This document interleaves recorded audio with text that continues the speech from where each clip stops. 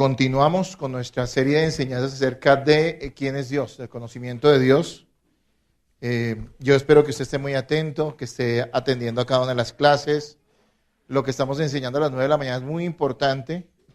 El conocimiento de Dios es algo tan amplio que hemos destinado 4 meses vamos a destinar 4 meses al estudio de este tema maravilloso, básico, esta doctrina básica, pero incluso nos vamos a quedar cortos. Entonces es muy importante que usted ponga atención, que venga temprano y que esté recibiendo lo que estamos aprendiendo. Ojalá tome nota, ojalá escuche nuevamente en la semana las enseñanzas que estamos subiendo, que César está subiendo al internet, para que usted esté recordando y tenga esto muy claro. Este fue uno de los temas que yo tuve que estudiar claramente a partir del momento en que empecé a comprender correctamente el Evangelio. ¿Sí? Yo duré muchos años en la iglesia, pero nunca había estudiado los atributos, el carácter y la voluntad de Dios claramente, y eso cambió mi forma de ver las cosas. Hace 15 días estuvimos viendo el pasaje en Isaías.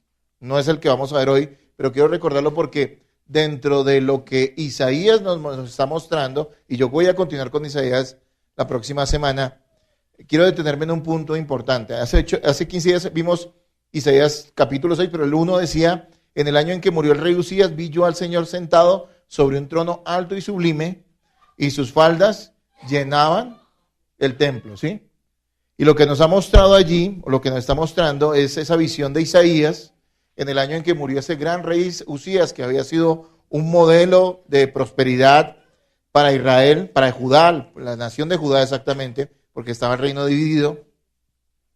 Y cómo en ese momento donde hay confusión en el pueblo, lo que Isaías ve es a Dios sentado en un trono alto y sublime. Y esto tiene una significación muy grande, ¿sí? Por eso quiero detenerme. Hace 15 días vimos, y el tema era una visión de la majestad de Dios. Y básicamente lo que quiero que la iglesia entienda es que Dios no es esa figurita débil, sentimentaloide, sensiblera, sometida a nuestros caprichos, sino que lo que nos ha mostrado la palabra es que Dios es un Dios grandioso, glorioso, que no depende absolutamente de nada, ni de nadie, ni necesita nada, ni necesita nadie, ¿sí? Es el Dios de la Biblia, es el Dios de las Escrituras. Pero también quiero que veamos hoy que Dios está sentado en un trono, y eso a mí me habla de una cosa, de la soberanía de Dios. Y eso es lo que hoy quiero que aprendamos. Y vamos a ir a otro pasaje, Daniel 4:35. Daniel 4:35. El libro de Daniel,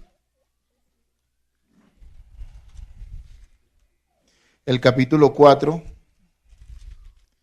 y el versículo 35. Y cuando lo tengan, dicen amén.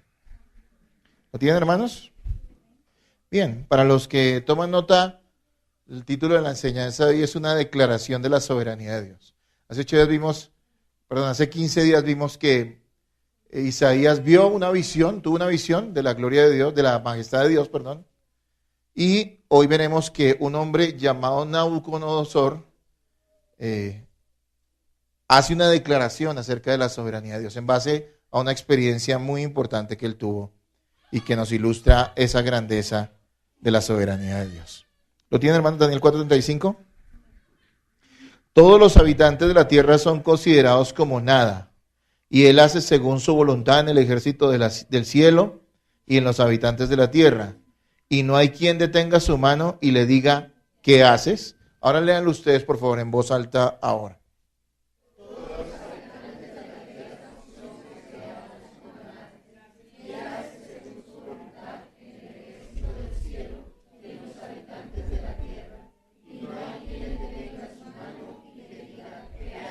¿Lo leemos una vez más? Hagámoslo. Leámoslo una vez más para que se nos quede claro. ¿Listo? Léanlo ahora.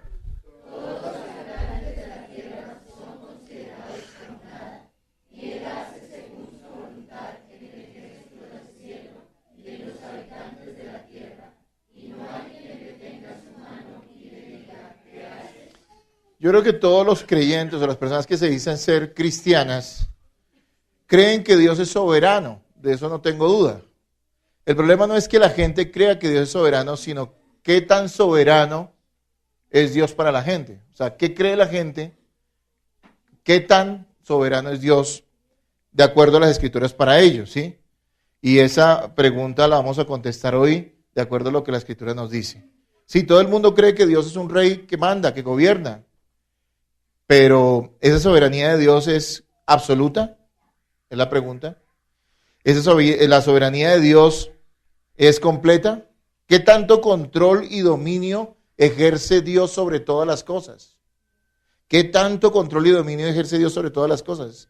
¿La soberanía de Dios tiene límites? Es la pregunta que habría que hacer. Vuelvo y le repito, creo que todos de una u otra manera creen que Dios es soberano, pero ¿qué tan soberano es? ¿Tiene límite la soberanía de Dios? ¿Hay límites para ello? ¿Hay cosas que Dios no puede hacer dentro de su dominio? ¿Él tiene el control de todas las cosas? Bueno, este pasaje de Daniel nos lo aclara.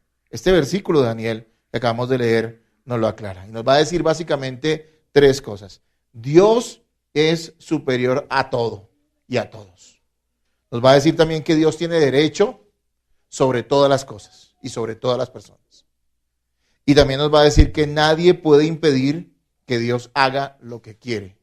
Y se lo repito para que lo tengan claro. Dios es superior a todo. Dios tiene derecho sobre todas las cosas y sobre todas las personas, y nadie puede impedir que Él haga lo que quiere. Y eso es lo que vamos a ver en la enseñanza en el día de hoy.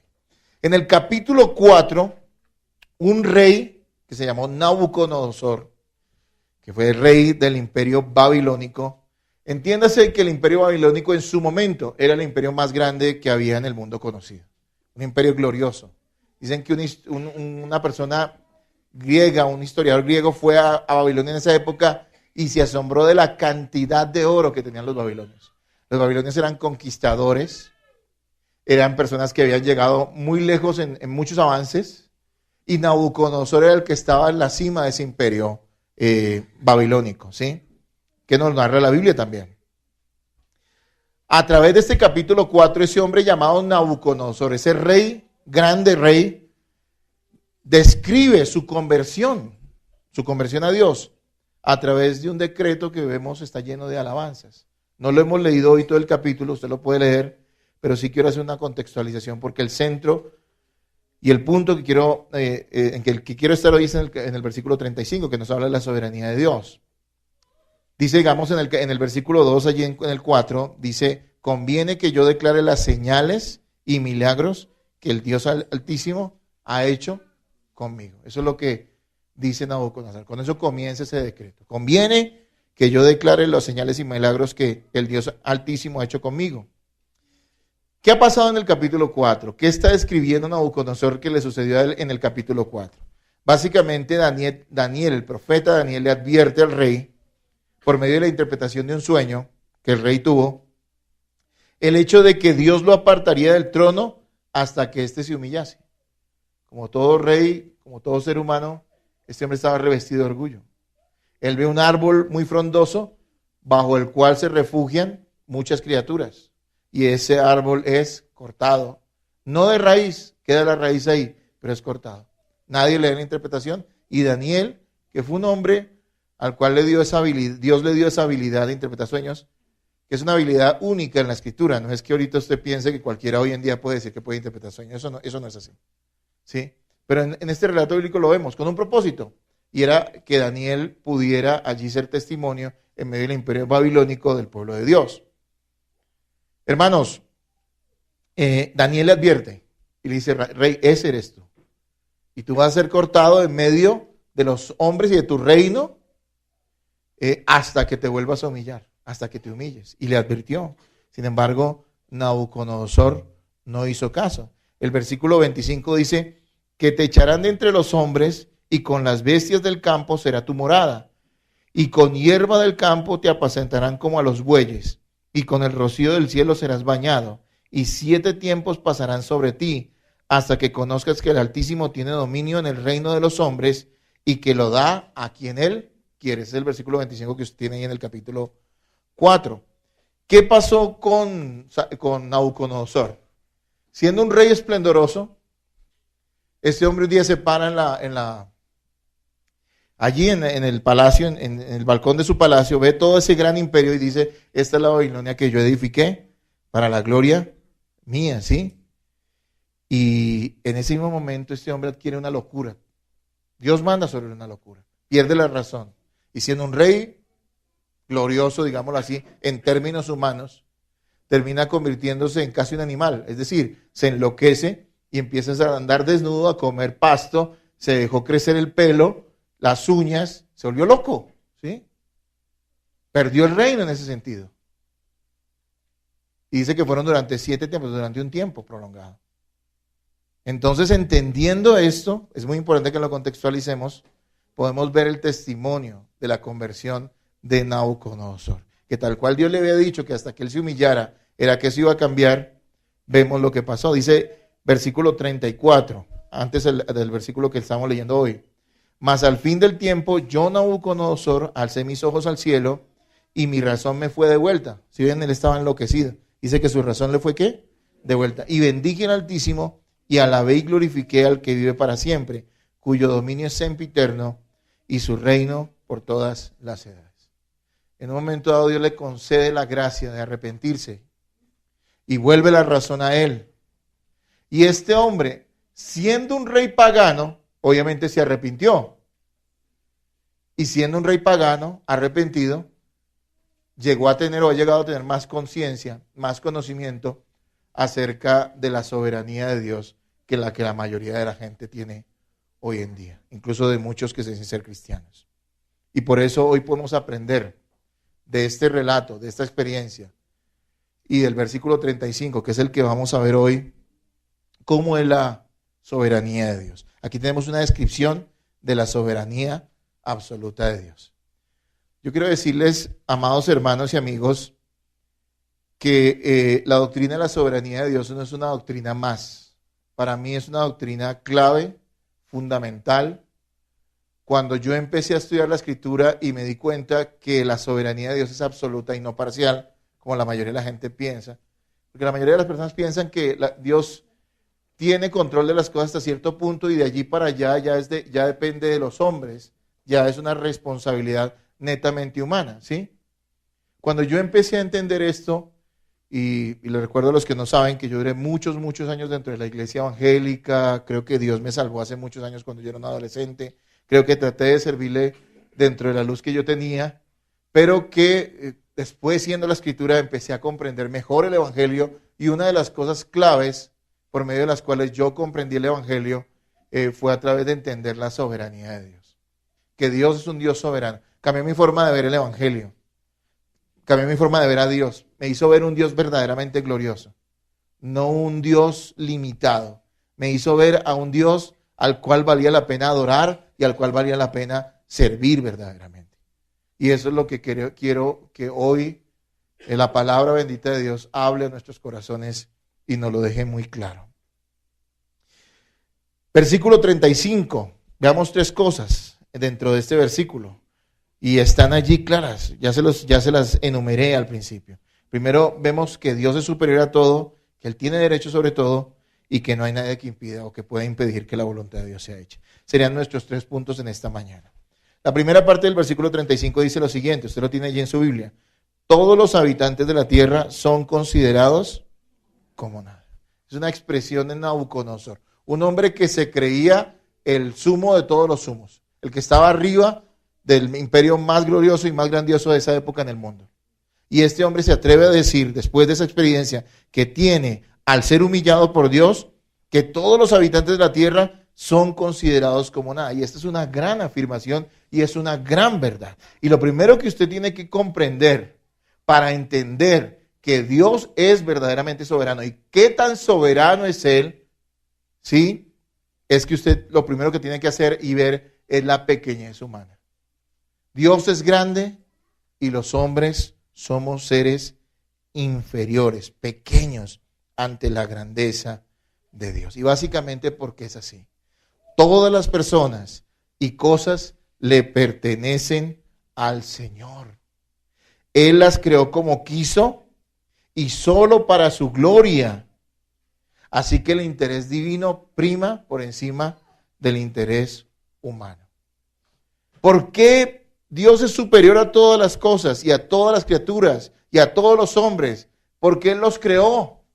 Y note algo, Dios creó a todos los hombres y a cada hombre en particular como Él quiso. Dios le consultó a alguien para decirle, para que le aconsejara acerca de cómo crear la humanidad o los animales o el universo. Él no le consultó a nadie porque no tiene nadie a quien consultarle. Él es el supremo, el superior. Él está por encima de sus criaturas. Aparte de eso, hizo sus criaturas no para que fueran independientes de Él, sino para que dependieran completamente de Él, como lo es efectivamente. Porque incluso los incrédulos, aunque no lo reconozcan, ellos dependen completamente de Dios. Si Dios no quisiera, si Dios quisiera, su corazón dejaría de latir en cualquier instante. Así que tenemos algo muy claro. Él nos creó y Él nos creó para su gloria. Por eso Dios está por encima de todos los hombres. Leo algo que está en Juan capítulo 9, versículo 1 y 2. Al pasar Jesús vio a un hombre ciego de nacimiento. Creo que ese relato ustedes lo conocen.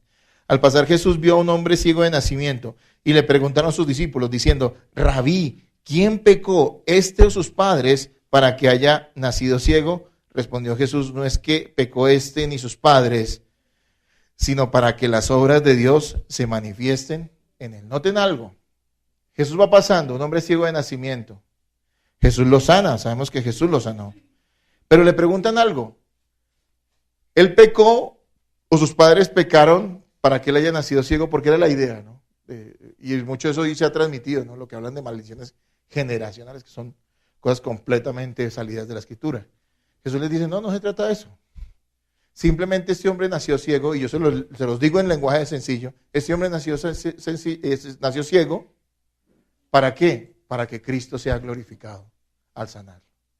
Ahora uno dice: no, pues qué maravilloso, gloria a Dios, hermoso. Pero póngase a pensar en la vida de este hombre. Él nació ciego y dice que era ya un hombre, o sea, era una persona adulta. Y durante muchos años tuvo que padecer la ceguera. Y eso es algo que nosotros no nos alcanzamos a imaginar porque no hay, gracias a Dios, ninguno aquí ciego. Y debe ser bien difícil eso. Y pasó todo ese tiempo y al final le dicen: no fue un accidente. No fue un pecado que cometieron. Tal vez eso le traía algún consuelo. Es que fue que mis papás pecaron y por eso me va a mí. Y de pronto el consuelo de él era maldecir a sus padres, creyendo que por ellos era el que él estaba ciego.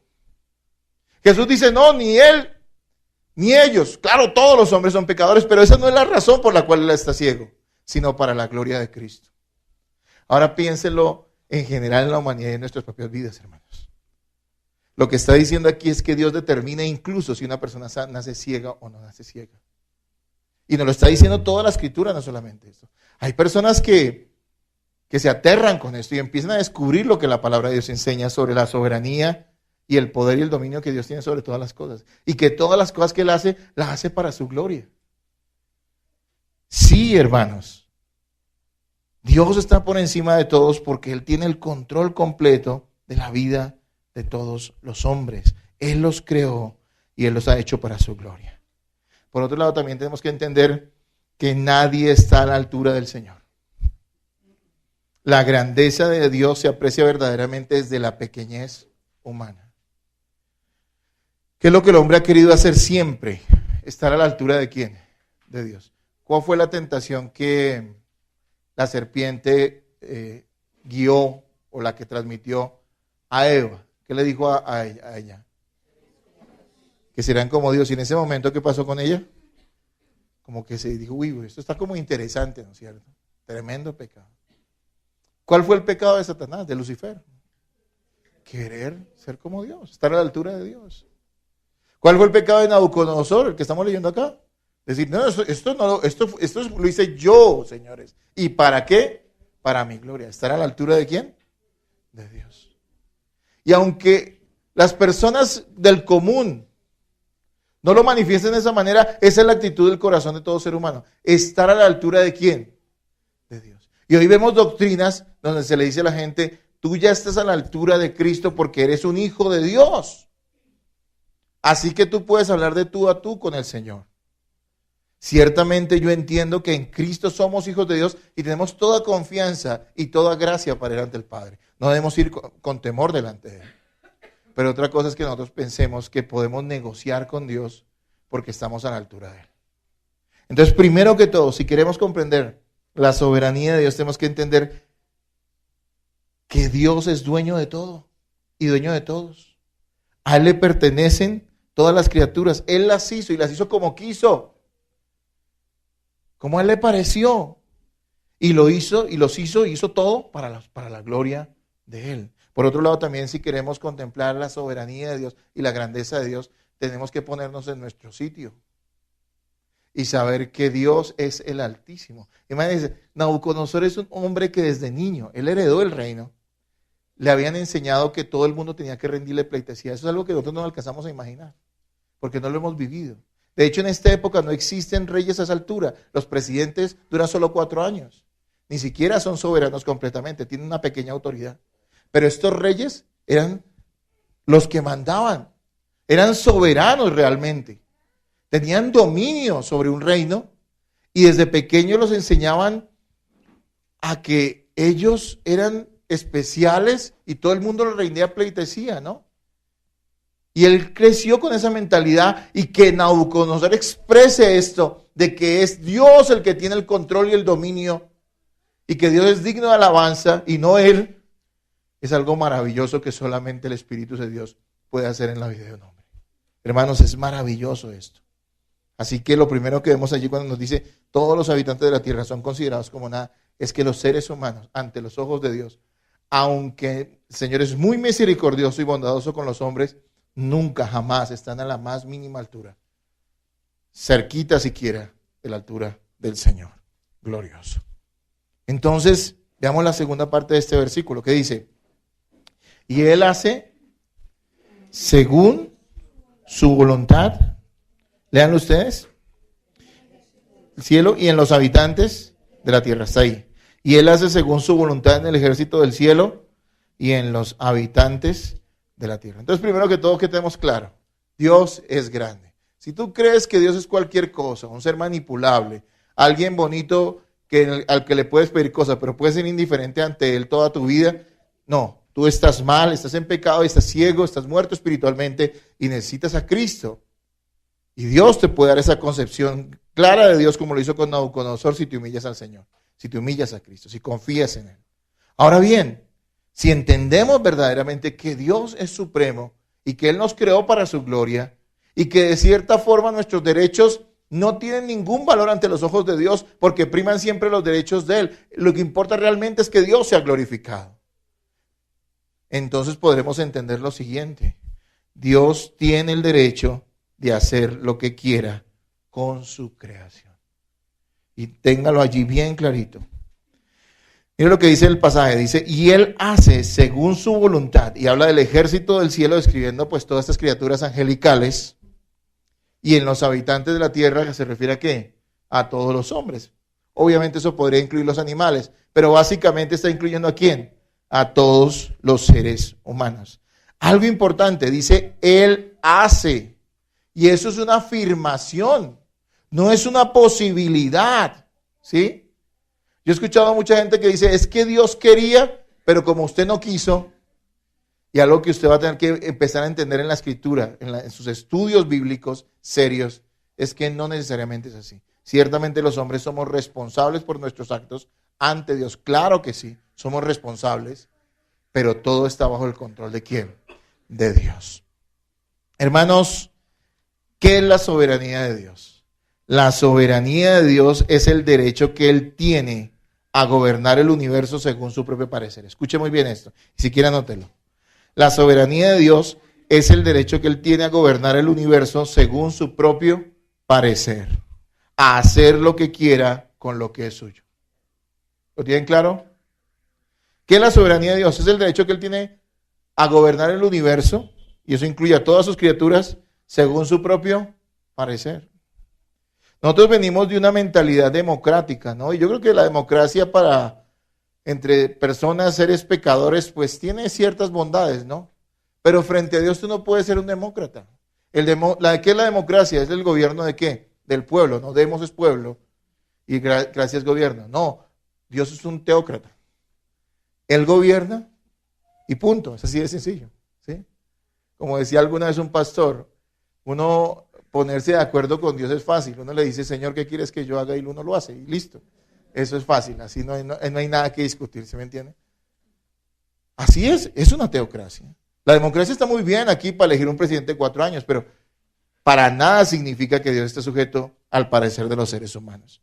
Así que me gusta esa definición. Es el derecho que Dios tiene de gobernar el universo según su propio parecer, hacer lo que quiera con lo que es suyo. Salmo 135:6 dice, todo lo que Jehová quiere, lo hace, en los cielos, en la tierra, en los mares y en todos los abismos. Todo lo que Jehová quiere, lo hace. Esto no es un lenguaje figurado, lo está afirmando. Todo lo que Jehová quiere, lo hace. Punto. Y es algo que nosotros debemos creer y aceptar y gozarnos en esa verdad.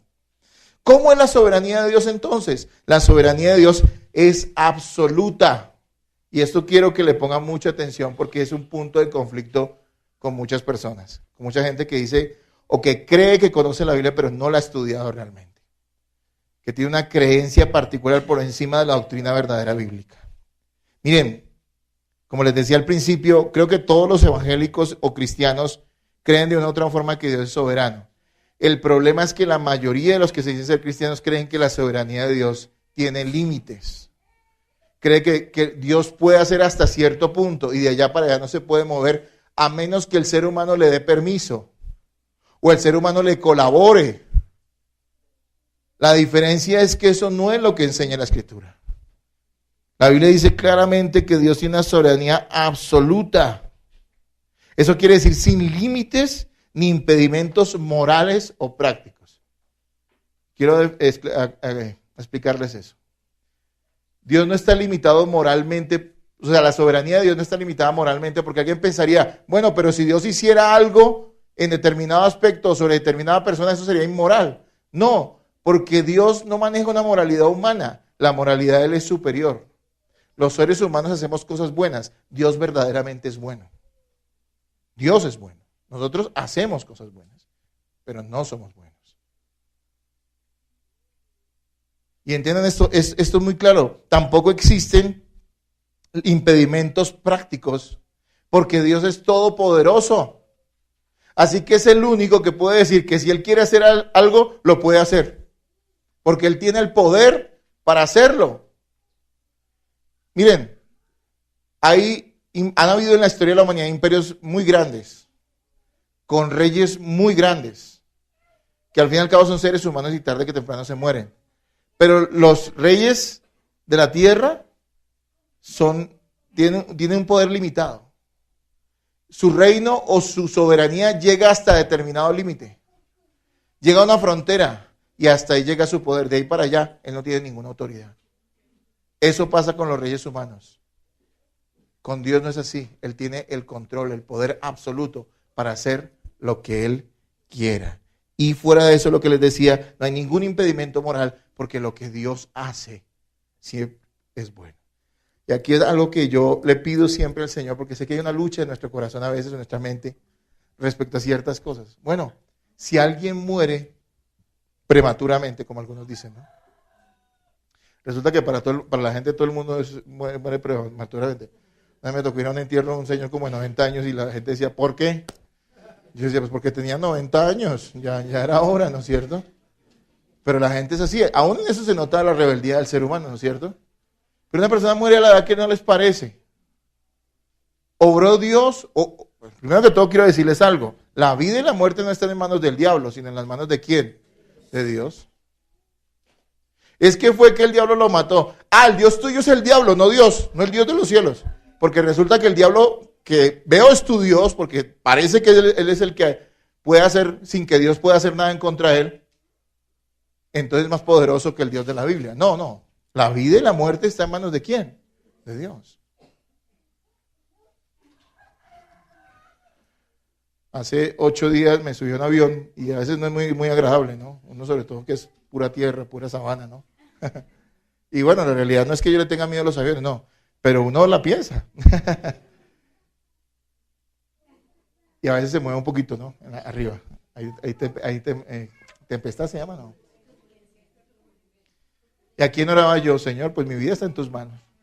Te pido que me concedas seguir viendo en la cara a mi esposo unos años más y a mis hijos. De verdad lo oré. Y a la gente de la iglesia también. Pero oré a quién? A Dios. No pensé, yo reprendo todo espíritu de que voy a tumbar este avión. No, hermanos. No, eso es una locura el que piensa así. Ahora, Dios tiene control de la vida y de la muerte y de todas las cosas. Así que si alguien piensa que no es correcto que muera una persona o que muera un niño, yo quiero decirles que frente a Dios no hay nadie que le pueda hacer un reclamo. Y aunque nosotros no lo entendamos dentro de la justicia y de la bondad de Él, eso es perfectamente correcto. La vida no es un derecho, sí es un derecho frente a los demás. Yo no tengo el derecho de quitarle la vida a nadie como otro pecador que soy. No tengo ese derecho como pecador, pero Dios sí tiene el derecho como creador de dar o de quitar la vida cuando a Él le parezca. ¿Cuántos pueden decir amén a eso? Espero que lo entiendan, porque es lo que la Biblia dice. Miren, ustedes tienen allí Daniel, ¿no es cierto? ¿Por qué no echan una hojita para atrás al 2:21 y lo leemos? Daniel 2:21.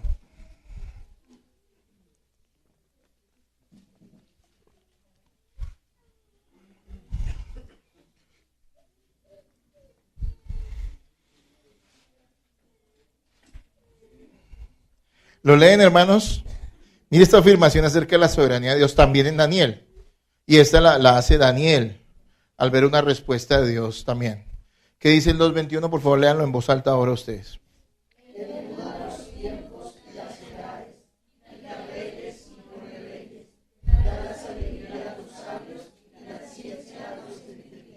Y se los voy a leer en otra versión más sencilla. Dice, Él controla el curso de los sucesos del mundo. Mire lo que dice. Él controla el curso de los sucesos del mundo. Él quita reyes y pone otros reyes. Él da sabiduría a los sabios y conocimiento a los estudiosos. Hermano, Dios hace todas las cosas para que sean conforme a ¿qué? A su voluntad. A veces las personas, cuando no tienen conocimiento de la palabra acertadamente, ven a Dios como un narrador de la Biblia. ¿Sí me entienden? Como si Dios estuviera escribiendo lo que los hombres hacen independientemente de Él. Pero eso no tiene ni siquiera lógica, ni sentido común. Porque la Biblia es el cumplimiento del plan de Dios, primero para su gloria y segundo para salvación de los seres humanos, de los escogidos de Dios. Nada de eso se podría haber cumplido si dependiera solamente de los hombres. O si dependiera en alguna medida de los hombres, me atrevo a decir yo. Es Dios quien ha metido su mano divina y ha controlado todos los sucesos para que lo que sucede en la Escritura, desde Génesis, que ya sucedió hace miles de años, hasta Apocalipsis, muchos de esos hechos que todavía no han ocurrido, sucedan. ¿Sí me estoy haciendo entender, hermanos? Si Dios simplemente fuera un narrador, Él estaría lejos mirando y escribiendo. Pero no, Dios es el protagonista de las Escrituras. Él es el que está allí al frente, haciendo que las cosas que sucedan. No, pero es que Dios tiene que contar con los hombres. Hermano, Dios ¿cómo puede contar con hombres pecadores si los pecadores hacen todo? Lo único que quieren hacer en su vida es todo lo contrario de lo que Dios les dice. Noé, pero es que Noé era diferente. No, Noé simplemente fue otro pecador que Dios miró con gracia. No puedes decir que Noé haya sido mejor que los demás. Simplemente fue alguien que recibió una gracia de Dios para cumplir un propósito de Él. Y Abraham era un pagano en Ur de los Caldeos. Era otro adorador de bichos, de ídolos. Y sin embargo, Dios lo llama y lo escoge soberanamente para que cumpla un propósito. No hay ninguna virtud de alabanza en Abraham. Aunque Abraham hizo cosas que nosotros debemos tomar como ejemplo de una vida de fe, vemos detrás de Abraham siempre a quién? A Dios obrando en su corazón y haciendo y guiando a Abraham a hacer lo que Dios quería que hiciera. Entonces, la soberanía de Dios, ese derecho que Él tiene al gobernar y no tiene límites, porque todo lo que Dios hace es correcto y Él tiene el poder para hacerlo. Hay gente que disputa, ¿no? Pero ¿se acuerdan lo que dice Romanos 9:20? En algún momento vamos a estudiar Romanos y vamos a ver ese capítulo que es bien interesante, el 9. Dice, más antes, oh hombre, Romanos 9:20, más antes, hombre, ¿quién eres tú para que alterques con Dios? Dirá el vaso de barro al que lo formó, ¿por qué me has hecho así? ¿O no tiene potestad el alfarero sobre el barro para hacer de la misma masa un vaso para honra y otro para deshonra? Si tú lees, el Romanos 9 está hablando de la salvación y de la escogencia de Dios para salvación, soberanamente. Y allí mucha gente le alterca, pero bueno, entonces, ¿quién puede resistir a Dios? Y dice, pero tú, ¿por qué peleas? Está diciendo Pablo. ¿Es que acaso Dios no tiene el derecho de hacer lo que quiera con el barro? Y ahí usa una figura, ¿no? Vasos de honra y vasos de deshonra. Y realmente lo que está mencionando es que los vasos de honra, ¿cuáles eran? Los que hacían un alfarero, digamos, para tomar líquidos y esas cosas. ¿Y los vasos de deshonra qué eran? Pues cosas para echar suciedad o porquería. También se necesitan ese tipo de recipientes. Y Dios dice que Él es el que decide qué hacer. Y esto cuesta hartísimo a la gente creerlo o entenderlo. Esto no es de entender, es más de creer y comprender que Dios es ese Dios soberano, maravilloso, que nosotros debemos honrar. Hermanos, recuerden algo. Dios es bueno, justo y sabio. Y Él ejerce su autoridad sobre todas las criaturas con justicia y bondad. Pero no está limitado al parecer de ellas. Mucha gente dirá, es que a mí no me parece que las cosas deban ser así. Bueno, tú se lo puedes discutir a los demás hombres, pero frente a Dios tú no tienes nada que hacer. Hay personas que pelean con Dios, que discuten su soberanía, y esto solamente es una muestra del corazón pecaminoso y rebelde del ser humano. Job 33:13 dice, ¿por qué contiendes contra él si él no da cuenta de ninguna de sus razones? Mire, vuelvo y se lo repito, ¿por qué contiendes contra él si él no da cuenta de ninguna de sus razones? ¿Será que podemos, un momentico, tener al niño calladito? Gracias, qué pena. Volvamos a leer, Job 33:3 dice, ¿por qué contiendes contra él si él no da cuenta de ninguna de sus razones? Está preguntando. Hermanos, Dios no tiene que rendirle cuentas a nadie. Yo diría que yo resumiría la doctrina de la soberanía de Dios de la siguiente manera. Dios hace lo que quiere con lo que le pertenece a Él y no tiene que rendirle cuentas a nadie. Por otro lado, agrandaría esa afirmación de la siguiente manera. Lo que Dios hace siempre es justo, es bueno, es correcto, es santo y es sabio. Sin importar si a nosotros nos parece que es así o no. ¿Es el Dios en el que tú crees? Te tengo noticias. Si ese es el Dios en que crees, ese es el Dios de la Biblia. Si crees en otro tipo de Dios que está limitado por nuestra propia voluntad humana o que está limitado por nuestras propias opiniones, no es el Dios de las Escrituras. Y eso es algo muy claro en toda la Biblia. Cualquier persona que haga un estudio serio de las Escrituras va a llegar a esa conclusión. Claro, mucha gente desafortunadamente hoy va a las iglesias pero no estudia la Biblia y por eso viven engañadas. Quiero aclarar otra cosa. Dios ha dotado a los hombres de una voluntad libre, pero limitada por su propósito divino. Es decir, los hombres son responsables por sus actos ante Él. Siempre está este asunto que la gente discute, bueno, pero es que el libre albedrío. Bueno, yo no voy a entrar en ese tema hoy, pero quiero aclararles que realmente si hubo alguien que tuviera libre albedrío fueron Adán y Eva, y ellos perdieron esa facultad en el momento en que traicionaron a Dios. El libre albedrío no es lo que la gente piensa, escoger entre el bien y el mal, sino es tener la capacidad de escoger el bien supremo, que es ¿quién? Dios mismo. Esa capacidad la perdió el ser humano a partir del momento en que Adán y Eva fracasaron y traicionaron a Dios. Lo que el hombre tiene es una libre voluntad, es decir, cada quien puede escoger lo que quiere hacer en muchos aspectos de su vida, pero siempre condicionado por una sola cosa: el hombre es pecador. Así que el hombre no puede escoger a Dios, es Dios quien tiene que darle la fe para que pueda creer en Él. Es un milagro la salvación por eso. Lo que leíamos en la clase ahorita, ¿no? Allí cuando hablaban de los ricos, ¿no? Para los hombres es imposible salvarse, pero para Dios todas las cosas son posibles. Está hablando de allí de qué? De la salvación, no está hablando de otra cosa. Y es que si dice que lo que es imposible para los hombres es posible para Dios, está hablando de que la salvación es un imposible para el hombre, pero es posible para Dios.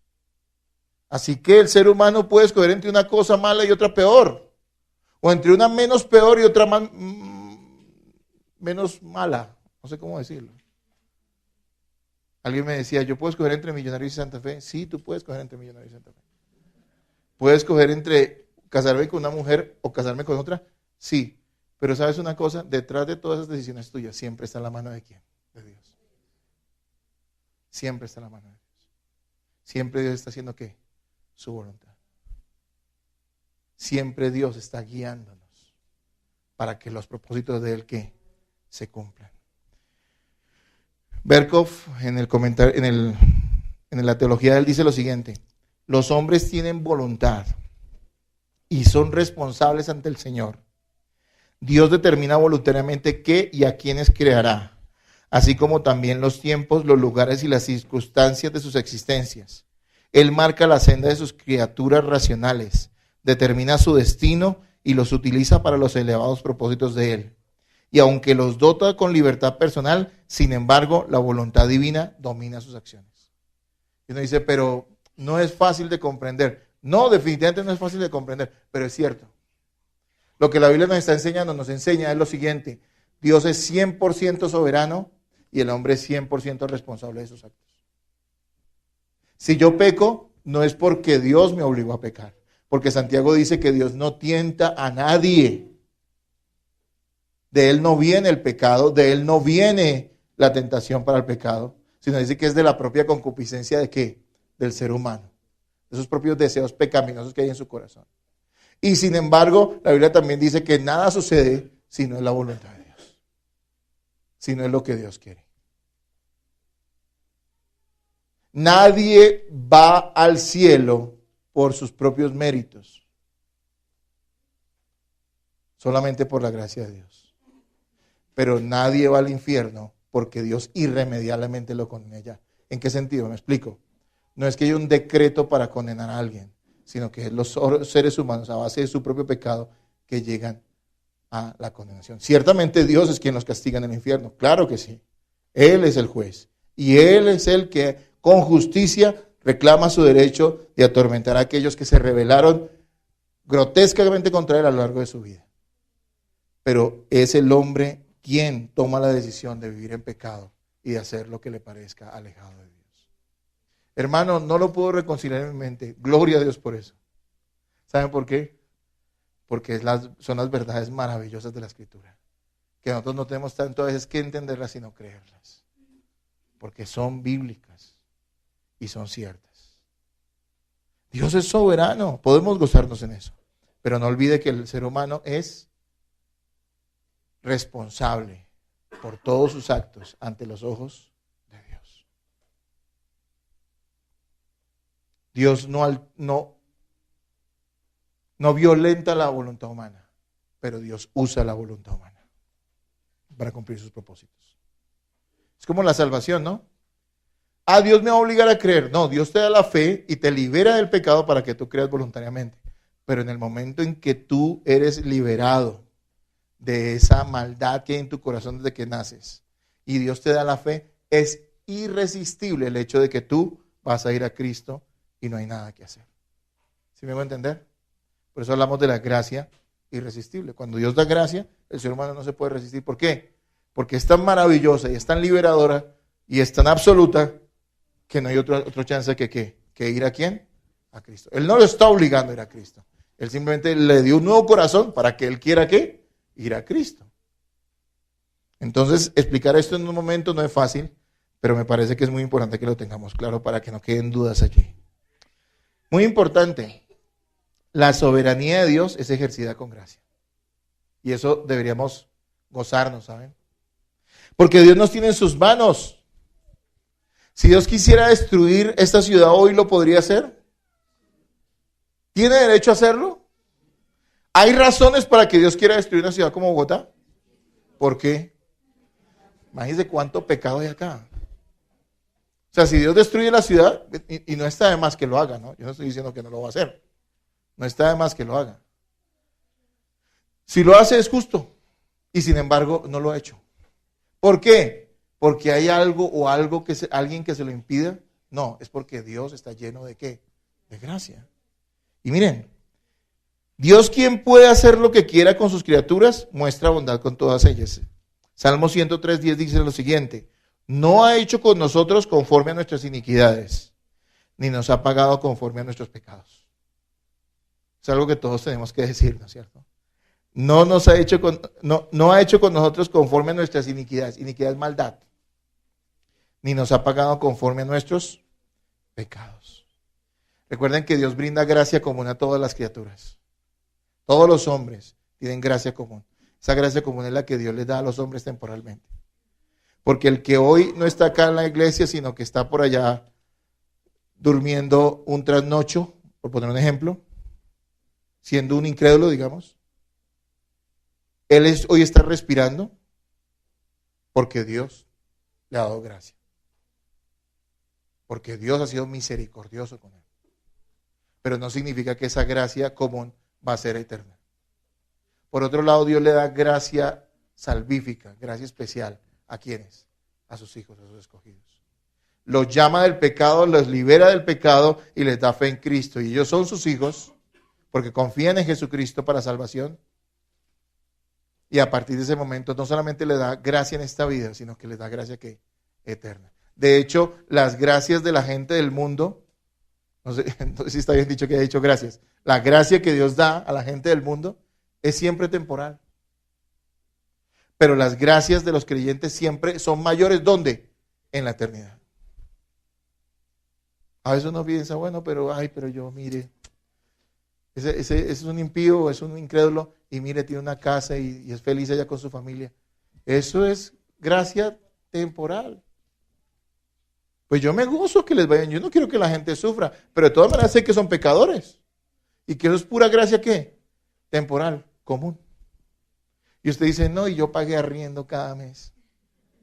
Señor, ¿dónde está mi mansión? Su mansión está al otro lado, hermano. Tal vez aquí el Señor le conceda y bueno, trabaje, esfuerce, se ahorre, sea inteligente, administre bien y compre su casa, claro que sí.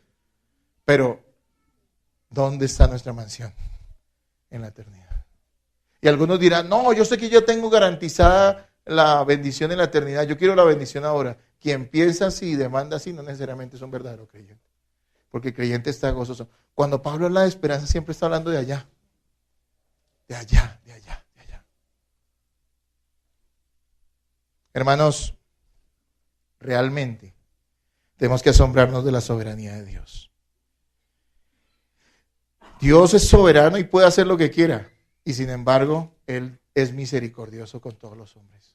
No significa que salve a todos los hombres. Significa que es misericordioso con todos los hombres. Como leía yo alguna vez leyendo sobre este tema, realmente si la gente se hace cuentas, son más los días alegres que los días tristes que la gente puede vivir. Son más los días con salud que los días con ¿qué? Con enfermedad. A veces la gente piensa, uy, yo me pegué una enfermedad y duré una semana en cama. Qué terrible, pero no pensó en todos los años que no ha tenido que estar enfermo. ¿Y eso qué es? La gracia del Señor. Hermanos amados, hemos visto dos cosas y vamos a ver la tercera para terminar. La primera es que Dios es superior a todo. Si usted piensa que está a la altura de Dios, usted está muy mal, está realmente lejos del Señor y usted debería temer. Porque un hombre como Nabucodonosor, siendo cabeza de un imperio grandioso en la historia de la humanidad, se humilló y Dios lo humilló. Y él reconoció que Dios estaba sobre todas las cosas. Claro, eso no es simplemente decirlo, porque todo el mundo dice, no, Dios sí es muy grande, pero yo hago lo que a mí se me antoja. No, eso no es reconocer la grandeza de Dios. Quien reconoce la grandeza de Dios reconoce su pequeñez y su necesidad de Él y su dependencia de Él. Ahora bien, hemos visto también que Dios tiene el derecho de hacer lo que quiera con su creación. Porque si uno definiera la soberanía de Dios como el poder que Dios tiene para hacer lo que quiera, uno diría es como un tirano. Es decir, porque tiene el poder, hace lo que quiera. Pero es que esta definición es mejor, porque es que Dios tiene el derecho, que es diferente. Sí, Dios tiene el poder para hacer lo que quiera, claro que sí, pero Dios tiene el derecho. de hacer lo que quiera, porque Él es el dueño de todas las cosas y todas las cosas a Él que le pertenecen. Y la vida y la muerte están en manos del Señor. Ahora veamos un último punto y veamos la última parte de este versículo. Dice, y no hay quien detenga su mano y le diga, ¿qué haces? Y no hay quien detenga su mano y le diga, ¿qué haces? Hermanos, tercer punto, nadie puede impedir que la voluntad de Dios sea hecha. No hay poder. Y realmente el lenguaje literal allí, en el lenguaje original, es no, nadie puede herir la mano. Y la figura es como cuando alguien va a tomar algo y le pegan. Esa es la figura que está usando ahí, realmente en el lenguaje original. ¿Alguien puede ver que Dios va a hacer algo y golpearlo? Pues claro, uno diría, físicamente no. Pero note que a veces el ser humano sí quiere negar ese derecho que Dios tiene. ¿Cómo? Por medio de la fuerza, de argumentos. Por medio de chantaje, a veces pienso yo. Un hombre que se llamó, o que se llama, no sé, David Soshan, residente de la ciudad israelí de Haifa, demandó a Dios exigiendo la emisión de una orden de restricción contra él, contra el Todopoderoso, por ser especialmente duro con él en los últimos años. Y eso es verdad. Y ¿saben que me di cuenta que no es el único que ha demandado a Dios? Fue a un tribunal y dijo, Dios ha sido muy malo, muy duro conmigo. ¿Saben qué? Pidió una orden de restricción contra él. Ahora, ¿este hombre está loco? No. Él sabe que eso no es posible. Él quiere rebelarse contra Dios y es un argumento para ridiculizar al Dios Todopoderoso. Eso es lo que los hombres hacen. Y los hombres de esa manera manifiestan que no quieren estar bajo la sujeción al Dios Todopoderoso. ¿Qué argumento se levantará el hombre para decir algo en contra del Señor? De sus decisiones, de su bondad. La realidad es que los hombres odian al Dios soberano. No soportan la idea de que Dios tenga el control y el derecho sobre todas las cosas.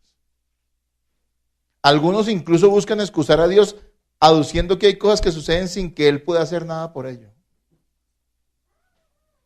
La gente dice, no, es que Dios quería, pero es que como usted no quiso, entonces Dios no pudo hacer nada. Yo no veo eso en la Escritura. Yo veo un Dios que hace y que Él cumple su voluntad. Y que Él cambia los corazones de las personas para que las cosas sean hechas. Y que incluso si alguien se opone a Él, si tiene que quitarlo de en medio, lo quita y hace lo que Él quiere. Porque Dios es soberano y Él tiene el derecho sobre todas las cosas.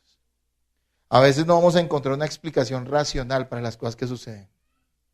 Es cierto, a veces no la vamos a encontrar. Muchas veces, a veces como pastor, la gente viviendo determinadas circunstancias me preguntan por qué le suceden las cosas. Y en ocasiones bíblicamente puedo decirles, bueno, creo que sucede por esto. Pero hay situaciones tan complejas que a veces yo les tengo que decir, no lo sé, no soy Dios. Pero sí sé algo, Dios es soberano y aún en eso Él tiene el control de su vida. ¿Qué va a hacer usted?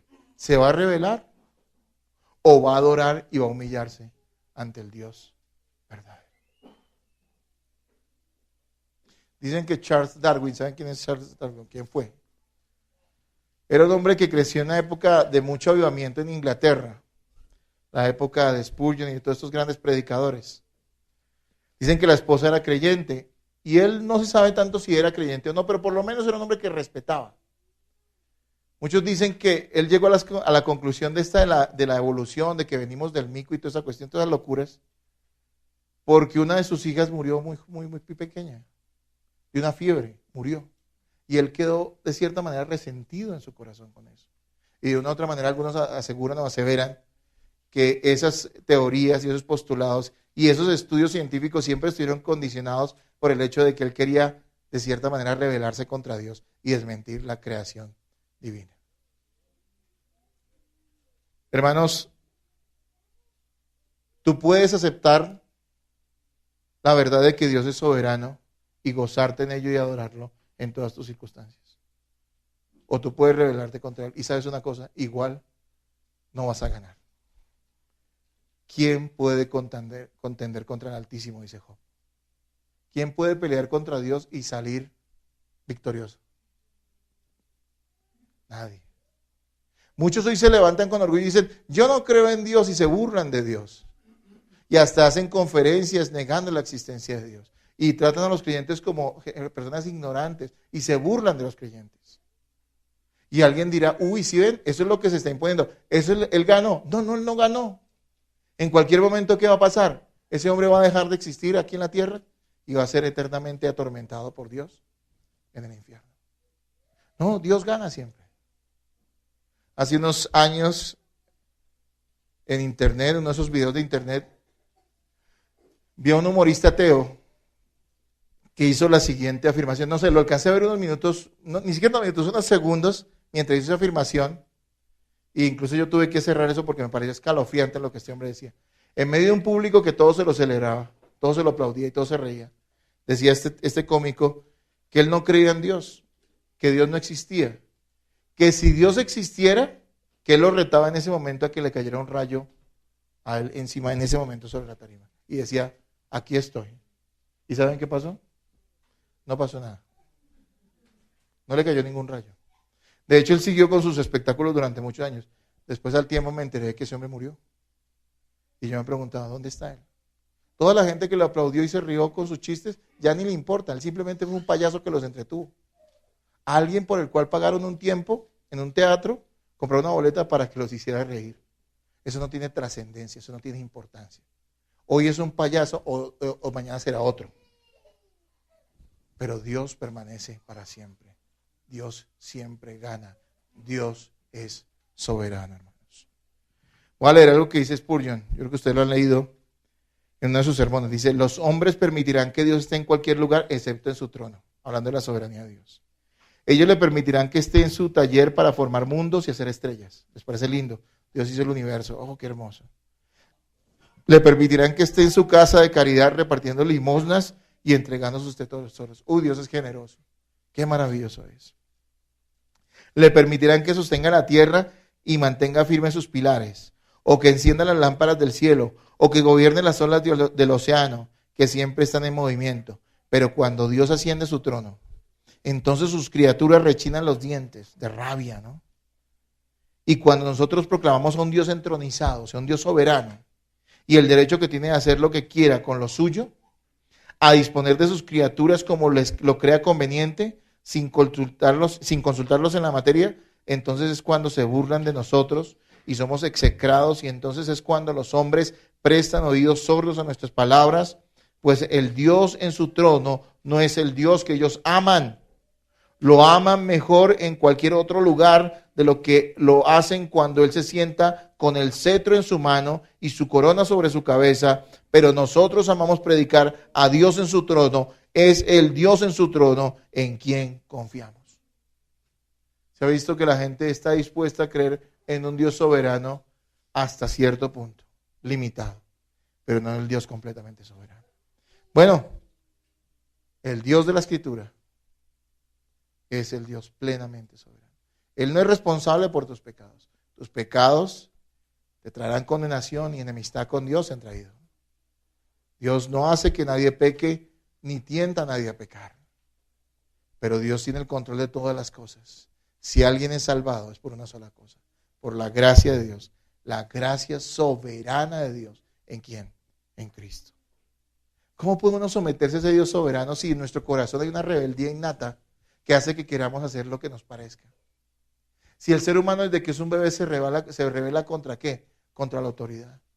Los que hemos tenido hijos sabemos que siendo bebés, los bebés a veces lloran simplemente porque les pongan atención, porque ellos quieren sentar la base de que ellos son los que mandan. Aunque ni siquiera tengan uso de razón, aunque ni siquiera sepa que lo están haciendo, porque es que esto va más allá de la razón humana, es un sentimiento en el corazón del ser humano, la rebeldía desde que nacemos. Por eso Dios nos dio a los padres la autoridad para corregir a nuestros hijos. Por eso es que estamos sometidos a las autoridades, incluso terrenales en esta tierra, porque aunque ellos no son de Dios, Dios los colocó allí para restringir el pecado. Por eso nosotros nos sometemos también a las autoridades civiles. Pero la máxima autoridad es ¿quién? Dios. ¿Cómo podemos nosotros someternos a ese Dios soberano? Si es que no hay forma de que tú te salgas de su dominio, pero tú puedes estar bajo su dominio para glorificarlo o puedes estar bajo su dominio para ser maldecido por él, por tu rebeldía. ¿Cómo podemos hacerlo? La respuesta es la de siempre, la que nosotros sabemos. Se llama Jesucristo, la fe en Él. Él se sometió completamente a la autoridad del Padre. Para que nosotros que somos rebeldes, si confiamos en Él verdaderamente y en lo que Él hizo, podamos ser libres de esa rebeldía y podamos vivir para servir a Dios.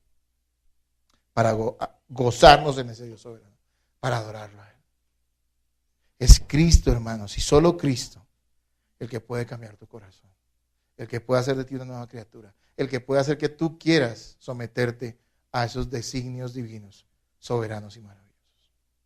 Cuando yo empecé a estudiar el tema hace unos 10 años más o menos, sobre la soberanía de Dios, créame que lo rechazaba y me asustaba, porque no era el tipo de Dios que yo quería creer.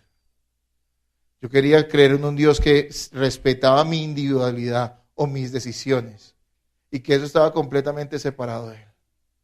Pero cuando entré a la Escritura me di cuenta que eso no tiene ni siquiera sentido, ni lógica dentro del marco de la Escritura. Hoy en día, hermanos, sinceramente, me gozo porque sirvo a un Dios soberano. No sé qué será mi futuro, no sé qué pasará mañana. Dios me ha dado muchas cosas buenas, como también se las ha dado a ustedes. También pueden suceder cosas malas, pero ¿saben cuál es mi descanso? Que Dios es soberano. Que nada de lo que pase en mi vida es una casualidad. Que nada que pase en mi vida es producto del azar. Que nada de lo que sucede en mi vida es simplemente una consecuencia de algo que yo hice, pero que se le salió de las manos a Dios porque Él quería hacer otra cosa, pero como yo no lo hice, no, me gozo en que aún a pesar de mi maldad y de mi pecado, y aún a pesar de que yo todavía estoy siendo formado por Él en Cristo, Dios tiene el control de mi vida. Dios tiene el control de mis circunstancias. Dios tiene el control de todas las cosas que me suceden. Y yo puedo alabarlo y gozarme en Él. Y puedo alabarlo y gozarme en Él en las cosas maravillosas y buenas que todos los días nos suceden. Y también me puedo gozar en Él en las cosas difíciles que hay en la vida. Qué bueno es poder descansar y decir, Señor, esto está pasando y no lo entiendo, pero qué bueno es saber que no estoy a la deriva, que no soy un barco a la deriva, que igual tú me vas llevando por la corriente de tu voluntad y que voy a buen puerto, que voy a un buen lugar, que al fin y al cabo esto que me sucede me va a llevar al final ¿a qué? A ser como Cristo. Gloria a Dios por eso. No lo entiendo, quisiera que fuera diferente, pero yo no puedo creer que yo sea más sabio que tú. Yo no te puedo dar consejos, Señor. ¿Se han visto que hay gente que ora y lo que hace es darle órdenes a Dios? Yo reclamo, yo proclamo, yo ato, yo amarro, ¿sí?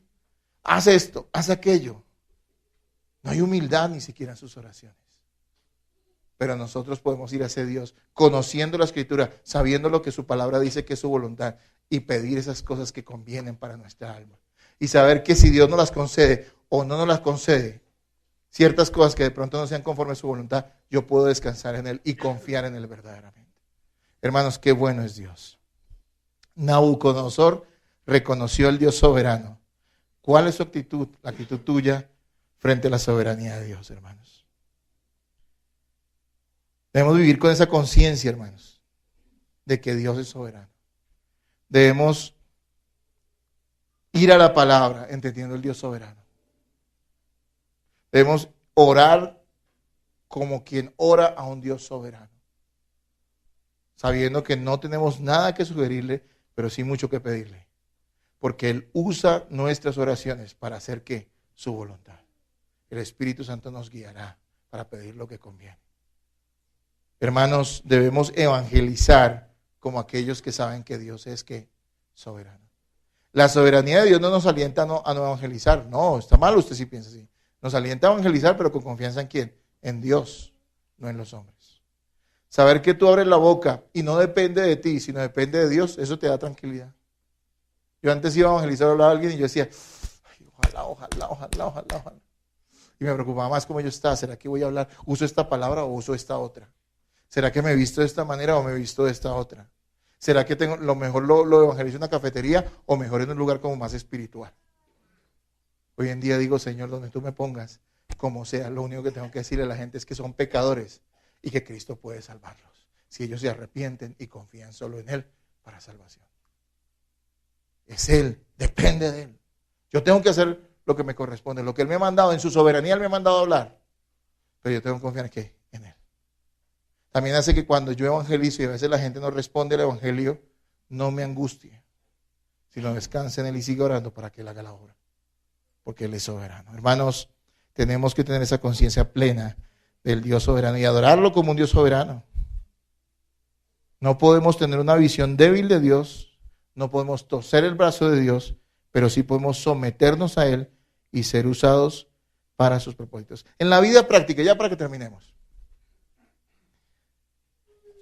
La soberanía de Dios tiene que movernos a ser diligentes, no apacibles. Hay gente que a veces entiende la soberanía de Dios mal y piensa, pues como todo depende de Dios, entonces yo me quedo aquí quieto. No, hay cosas que Dios nos ha ordenado y que dentro de esa soberanía bendita, Él no la demandará. Hermanos, en la vida práctica, yo leo algo que pusimos en la declaración de fe, dice, en la vida práctica estas dos verdades, hablando de la soberanía de Dios y la responsabilidad humana, dice, deben motivarnos a ser responsables y diligentes en todos los asuntos de nuestra vida, sin jamás excusarnos en la soberanía de Dios para ser mediocres, porque Dios juzgará las motivaciones, las obras y la diligencia de sus hijos. Nadie puede excusarse en la soberanía de Dios para ser negligente. Si tú quieres casarte, por poner un ejemplo cualquiera con los muchachos, y los que nos casamos nos tocó hacer eso. Pues sí, exactamente, Dios es soberano y Él tiene una mujer para mí. Yo sabía que era así, pero pues a mí me tocó hablarle. Sí, a mí me tocó hacer mi parte. Y también oré, tengo que decirlo. Y tuve que hablarle y tuve que decirle, mira, te convengo. Sí, es un poco chistoso, pero lo que le estoy diciendo es lo siguiente. ¿Sí me entienden? Yo tuve que hacer lo mío, pero Dios es que es soberano. Si Luz Darí no hubiera sido la persona para mí, yo podía haber hecho lo que quisiera y nunca hubiera caído, digamos. Hubiera podido hacer lo que fuera y nunca hubiera sido. Ahora, si una persona pongo solo el ejemplo, esto es solamente un ejemplo de muchas cosas. Si la persona que es para uno, no significa que uno tenga que hacer lo que le corresponde. ¿Será que Dios quiere que yo tenga una casa? Bueno, yo voy a trabajar y voy a ahorrar y voy a tratar de hacerlo. Y la voy a tener, si Dios quiere, pues la tendré. Pero no puedo esperar a que se me aparezca de la nada. No puedo esperar que simplemente alguien venga y me diga, se la regalo. A veces pasa, pero no es la manera que nosotros debemos esperar las cosas. ¿Sí o no? ¿Sí van a entender? Entonces, por un lado, no nos invita a ser negligentes, la soberanía de Dios. No nos invita a ser negligentes, de ninguna manera. Mire que muchas personas que hicieron grandes obras en la humanidad fueron personas que tenían esta conciencia clara acerca de la soberanía de Dios. Y no fueron perezosos, fueron muy diligentes en su obra. Spurgeon fue un hombre que creía plenamente en la soberanía de Dios y ese hombre trabajó hasta el cansancio, literalmente hasta morir porque se murió de agotamiento de cierta manera. Una enfermedad agravada por el agotamiento. Y hizo todo lo para la gloria de Dios, aunque él sabía que Dios era soberano. Pero por otro lado, ¿sabe también qué es lo bueno de entender la soberanía de Dios? Que me lleva a mí a descansar cuando las cosas no salen. Cuando se salen de mis manos y yo, por más que me haya esforzado, las cosas no se dan, ¿yo qué tengo que hacer? Simplemente darle gloria a Dios y descansar en Él. Amén. No vivir frustrado. Sufrí una gran pérdida, qué triste. Yo hice lo que me correspondía, pero no pudo ser más. Pasó. ¿Qué hago? ¿Vivir amargado? ¿Triste? ¿Aburrido? No, eso sería rebelarme contra Dios de cierta manera. ¿Qué tengo que hacer? Señor, gloria a ti. Me duele, pero tú eres soberano. Y sé que esto era parte de tu plan. ¿Usted puede hacer eso? Le pregunto. ¿Usted puede hacer eso? ¿Puede vivir conforme con lo que el Señor le ha dado, agradecido, sin ser un negligente? ¿Sin ser una persona abandonada? Si usted puede hacer eso, yo le doy gloria a Dios por eso. Pero recuerde, el único que puede cambiar el corazón de un hombre para que pase de ser un rebelde frente a un Dios soberano, para ser una persona que se goza y acepta y se somete a la soberanía de Dios, es ¿quién? Cristo, nuestro Señor y Salvador. Hermano, oremos siempre que nuestra vida esté sometida al Señor.